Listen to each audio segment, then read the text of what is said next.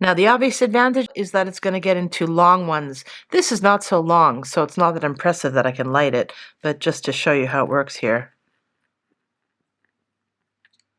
There you go, I'm lit. On the packaging here, it says barbecue lighter, so double uses here. I got mine in pink because, hey, why not? So as you can see, this comes with a charging cord.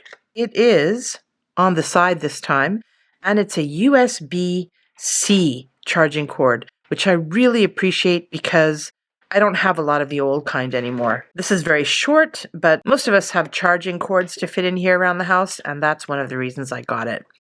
What's nice about this particular lighter is that there is a hook on the end, and the way it's designed is quite lovely.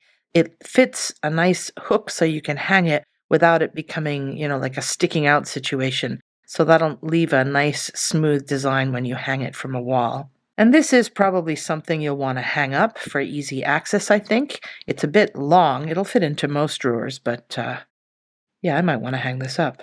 This is the power switch on and off. Here we have the ignition switch, and here is the battery level.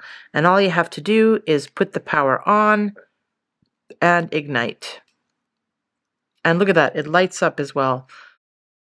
Oh, it's so bright my camera won't even focus here. I love how it lights up when the power's on. That's really good in the dark. So here's the power on, and here's the ignition.